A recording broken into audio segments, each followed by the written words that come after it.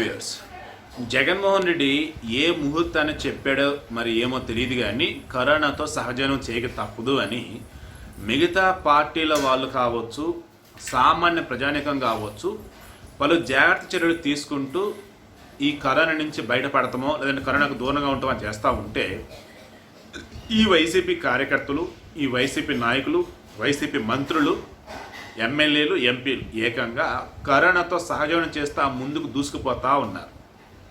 దేవుడి వల్ల ఏ ఒక్కరూ మరణించలేదు అంతే. కానీ కేసుల విషయంలో మాత్రం నాకు తెలిసి భారతదేశంలో యువజన శ్రామిక రైతు కాంగ్రెస్ పార్టీల వారికి వచ్చినన్ని కరోనా కేసులు ఇంకెవరికి రాలా, ముఖ్యంగా ఎమ్మెల్యేలు, ఎంపీలు.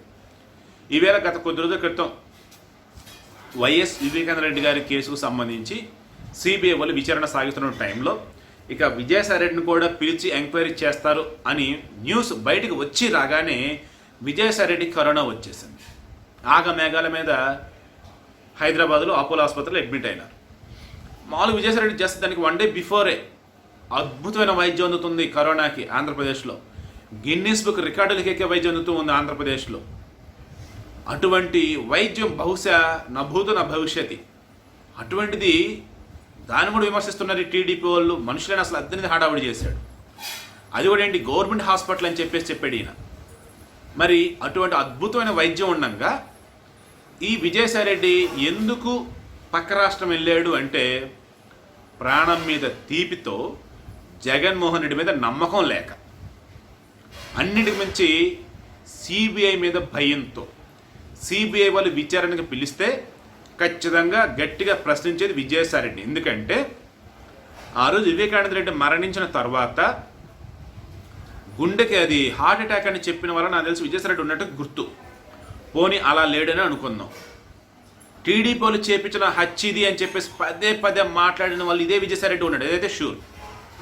మరి అటువంటి విజయసాయి రెడ్డిని సిబిఐ వాళ్ళు పిలిపించి ఖచ్చితంగా క్వశ్చన్ చేసేది ఏంటి?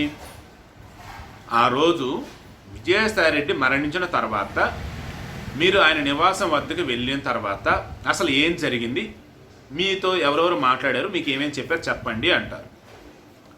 విజయసాయి రెడ్డికి ప్రాపర్ వేలో తెలిస్తే చెప్తాడు. అన్నీ కూడా ఎలిగేషన్సే కదా, అన్నీ కూడా సొంత క్యాసెట్టే కదా. ఒకవేళ ఆయనకు నిజంగానే తెలిసిన విషయాలు కనుక ఏమైనా ఉంటే అవి బయట పెట్టలేని పరిస్థితి. అటువంటప్పుడు విజయసాయి రెడ్డి సిబిఐ దగ్గర బుక్ అవుతాడా లేదా?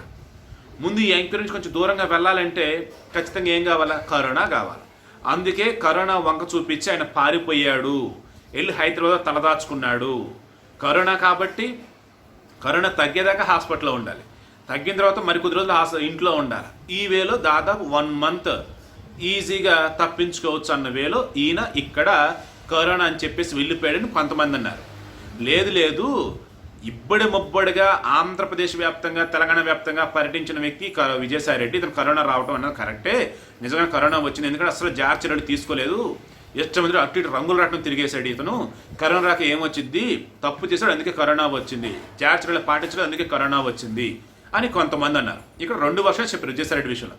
ఒకటి, సిబిఐ విచారణకు భయపడి దానిని ఎగ్గొట్టాలని చెప్పేసి, కొద్ది రోజులు దూరం ఉండాలని చెప్పేసి, కరోనా అని చెప్పేసి విజయసాయి రెడ్డి వాంటెడ్గా ఆ వేళ వెళ్ళాడు అనేసి. ఒకవేళ నిజంగానే కరోనా కనుక వచ్చి ఉన్నట్టయితే ఆంధ్రప్రదేశ్లోనే గవర్నమెంట్ హాస్పిటల్లోనే ట్రీట్మెంట్ తీసుకొని జగన్మోహన్ రెడ్డి క్రెడిబిలిటీ భయంకరంగా పెంచేవాడు. అలా పెంచలేదంటే ఇది కరోనా రాలేదని ఇంకొంతమంది అన్నారు. మరి కొంతమంది నిజంగానే ప్రాణం మీద తీపితే ఆ రకంగా వెళ్ళుంటాడు, డబ్బు ఉంది, ప్రాణం మీద తీపి ఉంది, అలాంటప్పుడు కార్పొరేట్ హాస్పిటల్ ఇంకేడకు వెళ్తాడు ఇటువంటి వాళ్ళు అంత కూడా అన్న వాళ్ళు కొంతమంది ఉన్నారు. ఈ వేలో సిబిఐ విచారణ అన్నది మాత్రం హైలైట్ అయితే చేశారండి. ఏది, కరోనా వచ్చింది విజయసాయి రెడ్డికి అనగానే. కరోనా తగ్గిన తర్వాత అయినా సరే విజయసాయి రెడ్డి ఖచ్చితంగా సిబిఐ అయితే ఎంక్వైరీ చేసేది, అందులో నో డౌట్. ఆ రోజుకైనా సరే నిజాలన్నో బయటపడతాయి. కాకపోతే ఈలోపేంటి స్పేస్ దొరికింది విజయసాయి రెడ్డికి. అప్పుడు ఈ స్పేస్లో ఏం ఆలోచిస్తాడు? ఆయనకు వర్షన్ ఏదైతే ఉందో ఆ వేళ ఆలోచిస్తాడు, ఆయన కంఫర్ట్ ఏదైతే ఉందో ఆ వేళను ఆలోచిస్తాడు. ఇదైతే నేను విజయసాయి రెడ్డి విషయం పక్కన పెడతాం. ఇక ఇప్పుడు బాలినేని శ్రీనివాసరెడ్డి ఎవరైనా ఒంగోలు ఎమ్మెల్యే, తర్వాత మంత్రి, తర్వాత జగన్మోహన్ రెడ్డికి అత్యంత సన్నిహితుడు, తర్వాత రీసెంట్గా తమిళనాడులో పట్టుబడ్డటువంటి 5,27,00,000 రూపాయల తాలూకు బాలినేని శ్రీనివాసరెడ్డి పేరు ప్రధానంగా వినిపించింది. ఎందుకు వినిపించింది? ఆ డబ్బుని ఎవరైతే క్యారీ చేస్తూ ఉన్నారో వాళ్ళంతా కూడా బాలినేని శ్రీనివాసరెడ్డి అనుచరులని, అసలు ఈ డబ్బు బాలినేని శ్రీనివాసరెడ్డి పంపించాడని, జే ట్యాక్స్ పేరుతో లేదంటే ఇసుక మాఫియానో లేదంటే మద్యం మాఫియాని హడావుడిలో కలెక్ట్ చేసిన డబ్బు అని, తమిళనాడు ఉన్నటువంటి సూట్ కేస్ కంపెనీకి డబ్బు అంతా వెళ్తుందని ఇలా చాలా ఆరోపణలు వచ్చాయి. ఎప్పుడైతే ఇన్ని ఆరోపణలు వచ్చాయో ఎంపీ రామ్మోహన్ నాయుడు ఏం చేశాడు, ఈడీని అప్రోచ్ అయ్యాడు. సార్ మీరు విచారణ మొదలు పెట్టండి. ఈ డబ్బు ఇంత పెద్ద మొత్తం 2 లక్షల రూపాయలకి మించి డబ్బు అనేది ఇలా బయట తిరగకూడదు, కానీ తిరుగుతూ ఉంది. అదేమంటే దీనికి ఆధారాలు ఉన్నాయంటున్నారు, అదేమంటే మాది అంటున్నారు. పోనీ ఎవరి దగ్గర దొరికింది, ఎందుకు దొరికింది ఏంటనే విషయంలో ఏపీ పోలీసులా ఇన్వెస్టిగేషన్ చేయలా, కేసులు పెట్టలా, ఏసీబీ రైడ్లు చేయలా అంటే దాని అర్థం ఏంటి, అధికార పార్టీ వాళ్ళకి దీనికి సంబంధం ఉంది అని చెప్పేసి ఆయన అన్నాడు. దాంతో ఈడీ ఏం చేసింది, ఎన్ఫోర్స్మెంట్ డైరెక్టరేట్ వాళ్ళు ఖచ్చితంగా ఎస్ ఇదేదో తేడాగా ఉంది, మేము విచారణ సాగిస్తామని వాళ్ళు చెప్పేశారు. దీంతో బాలినేని శ్రీనివాసరెడ్డికి ఇందులో ఖచ్చితంగా ఇబ్బంది ఎదురుకాక తప్పదని తెలిసింది. ఈవేళ సడన్గా బాలినేని శ్రీనివాసరెడ్డికి కరోనా అని చెప్పేసి బయటపడటం జరిగింది. ఈయన ఎక్కడ ఉన్నాడు బాలినేని శ్రీనివాసరెడ్డి, హైదరాబాద్ అపోలో ఆసుపత్రిలో, ఎక్కడైతే విజయసాయిరెడ్డి అడ్మిట్ అయినాడో అదే hospital. So Balineni Srinivasa Reddy corona నిజంగా వచ్చిందా, ఈయన కూడా ఈడీ విచారణ తప్పించుకుని ఈ రకం నాటకం ఆడుతున్నాడు మరికొంతమంది అంటూ ఉన్నారు. తర్వాత అక్కడ ఒక స్టిక్కర్ అని టీచర్ ఎమ్మెల్యే స్టిక్కర్ అని అంటూ ఉన్నారు ఆ కారుకి, అది ఎవరిది, గిద్దలూరు ఎమ్మెల్యే అన్న రాంబాబు. ఈయన ఎక్కడున్నాడు, ఈయన ఆంధ్రప్రదేశ్లోనే ఒంగోలులోనే ఒక ప్రైవేట్ హాస్పిటల్లో చికిత్స తీసుకుంటా ఉన్నాడు. ఈయన్ను కూడా ఎన్ఫోర్స్మెంట్ డైరెక్టరేట్ అధికారులు విచారించే అవకాశం ఉన్నాడు స్పష్టంగా కనిపించింది. దీనికి స్టిక్కర్ ఆయనదే. వీళ్ళు చెప్పిన వర్షన్ ఏంటి, స్టిక్కర్ని వాళ్ళు జిరాక్స్ తీసి అంటించుకున్నారు అంటున్నారు. స్టిక్కర్ని జిరాక్స్ తీసి ఎలా అంటించుకుంటారు లేండి, వాళ్ళే ఇవ్వటమో ఏదో మొత్తానికైతే చేశారు. దీని తాలూకు కేసు ఏమైనా పెట్టారా, ఐ మీన్ అన్న రాంబాబు అని కేసు అని పెట్టాడా, బాలినేని శ్రీనివాసరెడ్డి అని కేసు అని పెట్టారా, అదే కేసులో పెట్టలా. అంటే మీ స్టిక్కర్ మీద వాళ్ళు ఆడుకొని మీ పేరుని చెడగొడుతున్నారు కదా, మీ క్రెడిబిలిటీ మిస్ అవుతుంది కదా, తప్పుదోవలో వాళ్ళు వెళ్తున్నారు కదా, మరి ఎందుకు మీరు కేసు పెట్టలా? తర్వాత స్టిక్కర్ అంటించుకున్నట్టు ఆ రోజు అంటించుకున్నారా, ఎప్పుడు నుంచి అంటించుకుని తిరుగుతూనే ఉన్నారట. మరి వాళ్ళు ఏపీలో ఉన్నటువంటి చెక్ పోస్ట్ దగ్గర ఎందుకు పట్టుకోవాలి అంటే ఈ అన్న రాంబాబుకి వాళ్ళు కూడా సంబంధం ఏంటి, ఎన్ఫోర్స్మెంట్ డైరెక్టరేట్ ఇదే లెక్క తేల్చబోతా ఉంది. ఈవేళ ఈ అన్న రాంబాబు కూడా ఇప్పుడు కరోనా పాజిటివ్.